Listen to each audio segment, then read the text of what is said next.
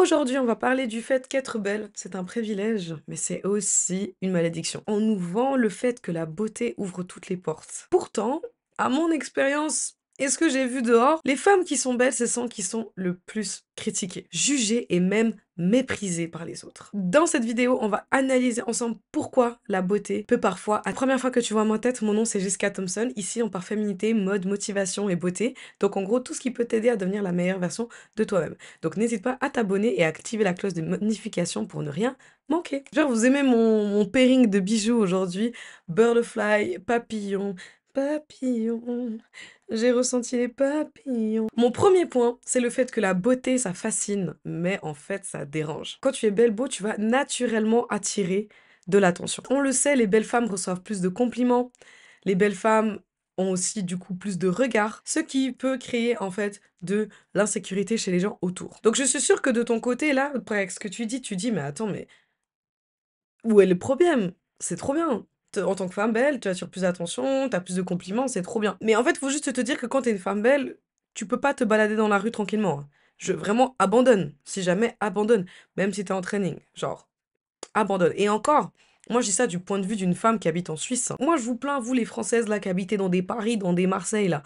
Même pas vous pouvez vous balader seule sans avoir un spray au poivre. Non, désolé, on n'est pas ensemble.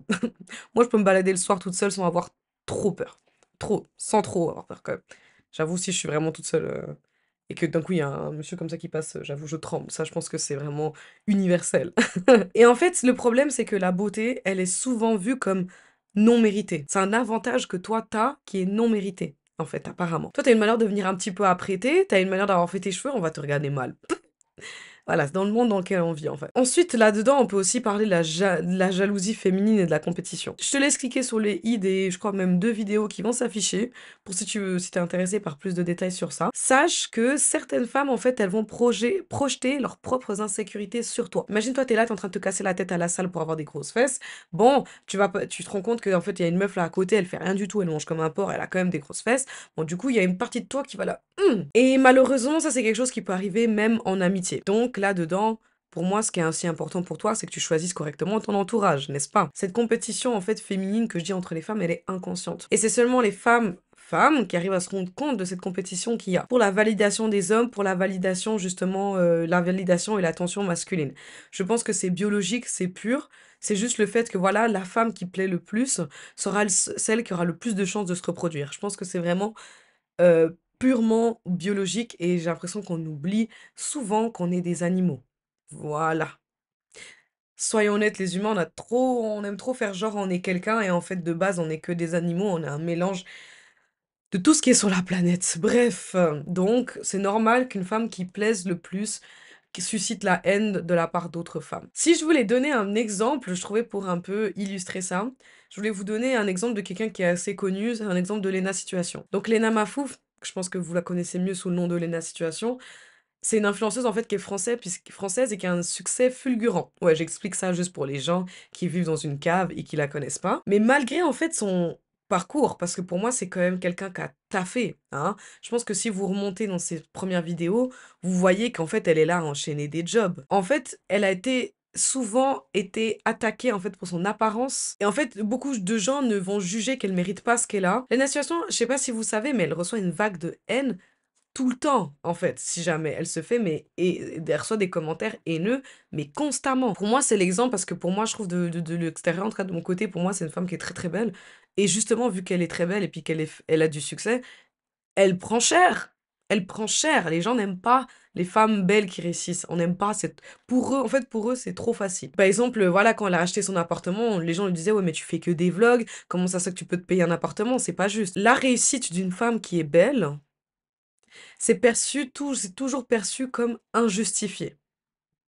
Comme si en fait elle avait pas du tout travaillé pour en arriver jusque-là. Ensuite, mon deuxième point, en fait, pour cette vidéo, ça va être les stéréotypes que la société impose aux belles femmes, en général.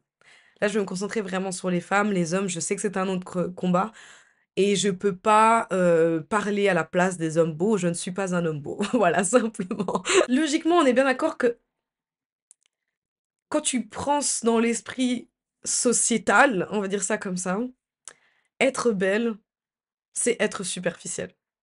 Ça va ensemble. ça va ensemble. Vu que t'es belle, ils arrivent pas à se dire que t'es intelligente. Ils arrivent pas à se dire que t'es compétente. Ils ont du mal à se dire que, tu capable de réfléchir, en fait, avec ton cerveau. En fait, pardon, que t'as un cerveau. Logiquement, si tu es une belle femme, tu es bête. Donc, pourquoi on prendrait pas ça en avantage?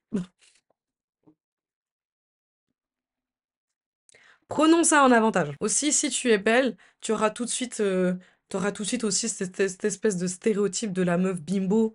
Tu vois ce que je veux dire? Genre, du coup, on va pas te prendre au sérieux, en fait. On va te voir directement comme quelque chose qui est joli. On va pas garder plus loin que ça, tu vois. Ou encore d'une fille entretenue, tu vois. On va juste se dire, ah, cette meuf, elle est trop belle pour travailler, j'abuse, mais du coup, elle fait rien, c'est une flemmarde, tu vois. Genre, ça aussi, c'est un cliché que je trouve assez pénible parce que bah, c'est pas parce que t'es belle que tu travailles pas.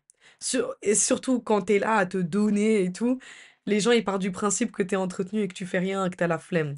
No. Et en fait, aussi cette jalousie de femme entretenue, c'est aussi quelque chose qui vient des femmes. Je tiens juste à préciser, c'est pas forcément les hommes qui vont te traiter de femme entretenue, tu vois. À part les broke gars qui vont te dire que t'es une gold digger alors qu'il y a aucun gold à aller diguer chez eux. C'est beaucoup de femmes, en fait, qui vont te le donner, ce thème, parce qu'elles-mêmes aimeraient être une femme entretenue. Voilà. C'est simple. Ça s'appelle l'hypocrisie féminine, hein, just saying. Ensuite, dans le monde professionnel, en fait, quand t'es une femme belle, il y a un double standard. Pour moi, une femme qui est belle dans le monde du travail, elle est obligée de prouver qu'elle est plus qu'un physique. Donc, maintenant, je te laisse imaginer si t'es une femme, si t'es belle, et en plus si t'es noire. Les gens ne sont pas prêts pour ce débat, les gens ne sont pas prêts pour ce débat. Là, je vous parle vraiment de mon exemple à moi. J'ai eu la chance avec le dur travail que j'ai fait pendant 3 ans, j'ai eu la chance de retenir un stage dans un industrie du luxe, mais il fallait voir les gens. Les gens, la plupart, ils avaient l'impression que j'avais Ken pour être là. Ça veut dire que pour eux, le fait que je sois une femme belle et que je sois une femme noire, c'est impossible que toute seule, je sois arrivée dans ce secteur-là, dans ces bureaux-là. Et ça, je trouve ça vachement triste. Je dis ça aussi pour les futures femmes, en fait. Je dis ça pour la future génération. Je dis ça pour, par exemple, moi qui compte avoir des enfants. Faut que je pense à ma fille, tu vois. Qui sera noire, évidemment, tu vois. Attends, mais t'as travaillé pour arriver là? Non, je te crois pas. À tel point que ça a peut-être commencé même à mettre des soupçons de comme quoi peut-être j'étais riche. Non, j'ai juste travaillé, en fait. Ensuite, ce double standard, t'as aussi, dans le monde du travail, le syndrome de la jolie plante. OK? Donc, de la belle chose à regarder, c'est tout, en fait. Tu seras, en général, vu que t'es très belle, moins prise au sérieux pour l'engagement. Justement, si on reprend l'exemple de mon stage, j'ai dû, mais travailler, mais comme une malade pour qu'on me prenne au sérieux, en fait. Tu vas être une personne qui va être moins prise au sérieux pour les postes à promouvoir. Ça, c'est vraiment juste voilà, le désavantage, on va dire, d'être une femme dans le monde du travail, dans ce monde qui est très capitaliste, ça, on le sait, tu vois. C'est pas un secret. Mais du coup, quand t'es belle, t'es moins prise au sérieux pour des postes qui sont là, en fait, parce que t'es juste jolie, tu vois. Parce qu'en fait, quand t'es là, tu vas parler, et c'est vrai que voilà, on vit dans un monde où les très capitaliste, donc ça veut dire que tous les postes, les hauts postes, ils vont être pris majoritairement parce que par des hommes, je précise même par des hommes blancs, tu vois, je veux même préciser ça. Quand t'es là, comme on dit, hein, ceux qui gèrent le monde, c'est eux, tu vois, des vieux hommes blancs, je précise.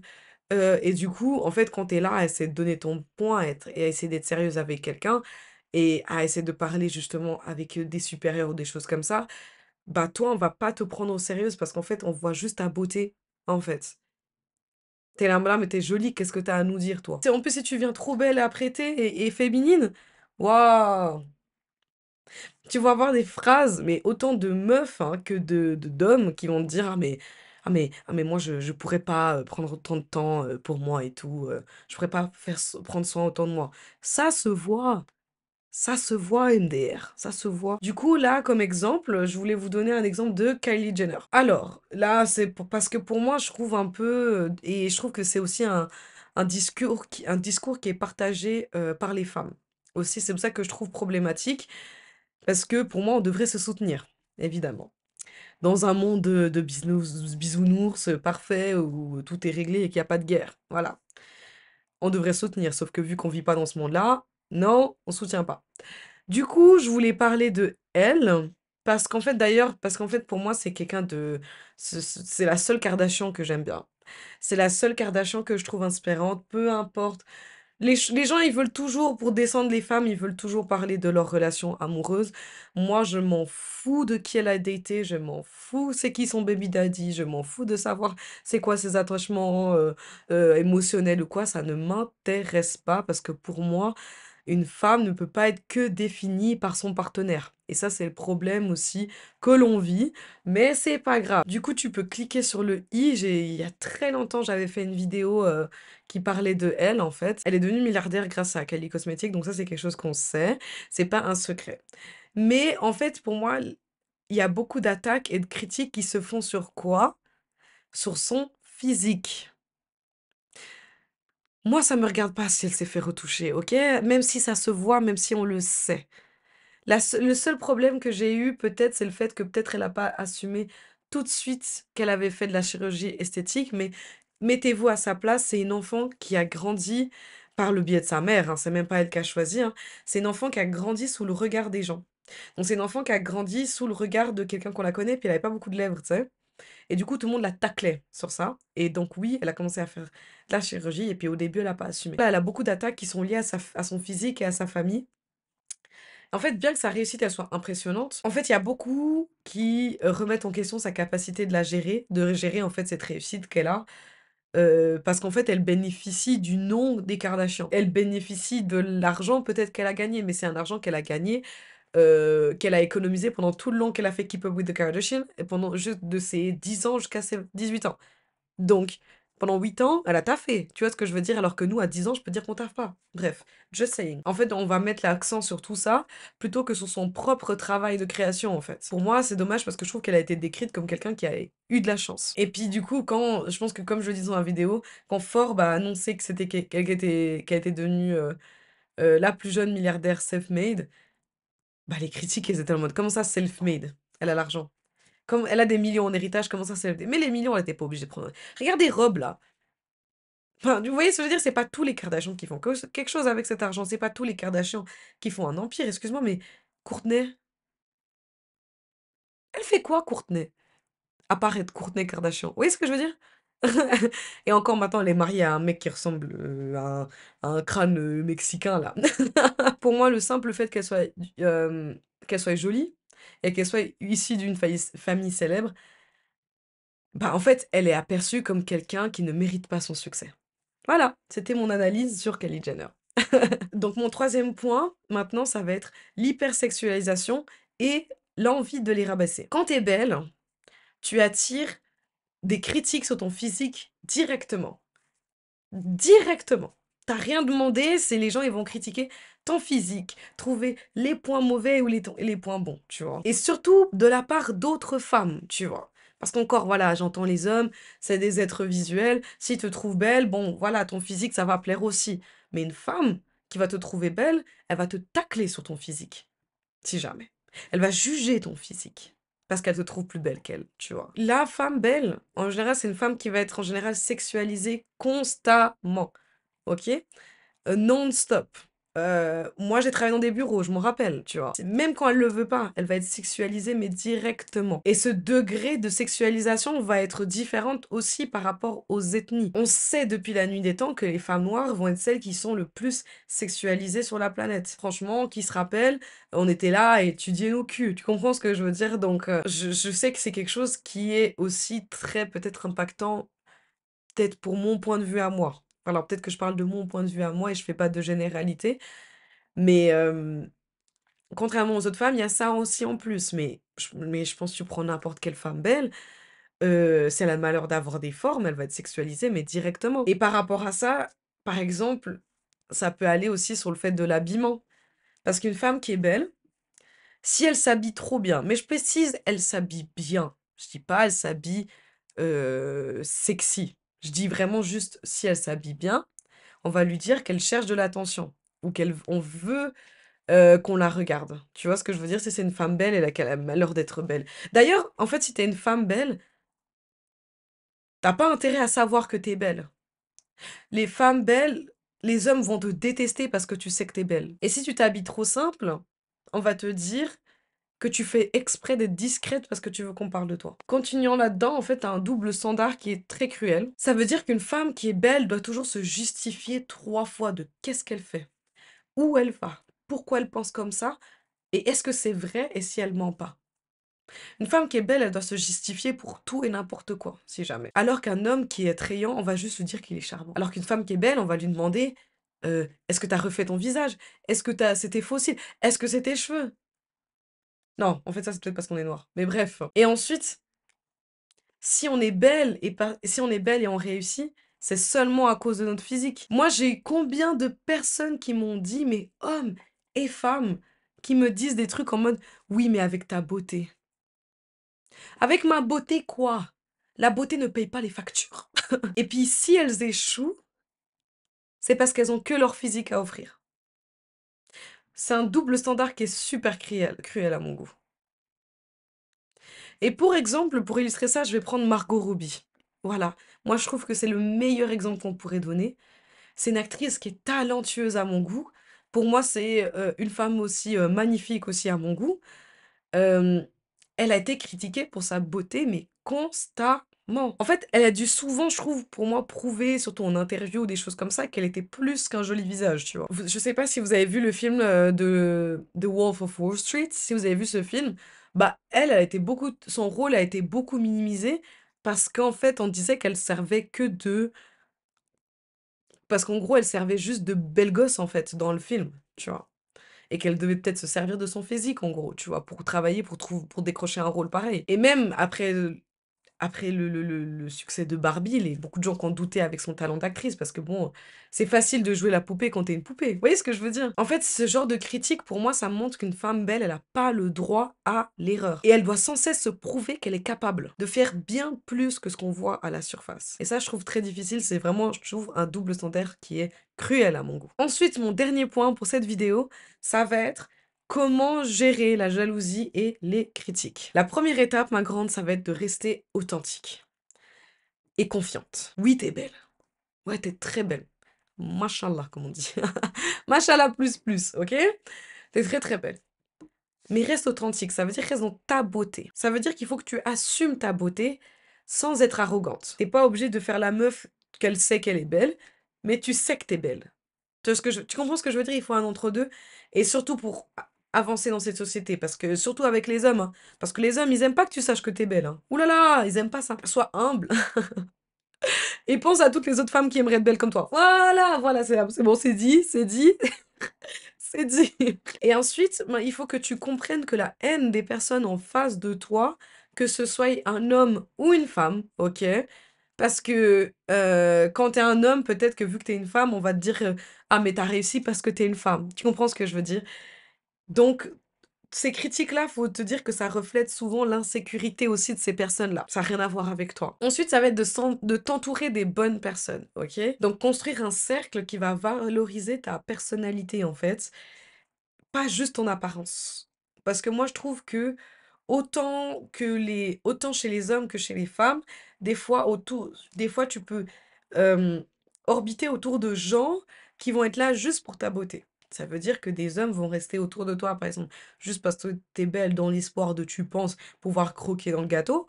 Et il y a des femmes qui vont rester autour de toi juste parce que t'es belle, parce que elles, ça leur augmente leur ego d'avoir une copine qui est belle, de traîner avec quelqu'un qui est belle autour d'elle. Et aussi de t'éloigner, donc de mettre en distance ou encore de remettre en place ou de mettre une barrière envers les gens, les femmes, qui sont toxiques envers toi sur une base de jalousie. Mais si tu sens que c'est la jalousie qui règle justement le comportement d'une certaine personne ou de quelqu'un ou d'un groupe de personnes, quitte là, quitte seulement. T'as rien à faire ici, quitte. Dernier point, ça va être de développer en fait une attitude de leader. Ne te laisse pas limiter par le regard des gens. S'ils veulent voir que ton physique, s'ils veulent avoir que des a priori sur toi, laisse-les. Leur donne rien, même pas d'attention. Tu sais pourquoi? parce que ce sont des jaloux. Et les jaloux ici vont maigrir. Et n'essaye surtout pas d'être moins belle, ok? Pour être acceptée. Oh non, girl. Tu regardes cette vidéo, tu es dans ma communauté, ça veut dire que déjà que tu es magnifique. Moi, je le sais. Et t'as pas intérêt à baisser cette beauté pour les gens autour de toi. Ok? Est-ce que j'ai été claire? Comme exemple, pour illustrer ça, j'ai pensé à Zendaya. Et pour moi, elle a dû se prouver en fait à maintes reprises. Parce que par exemple, j'ai pas regardé la série Euphoria.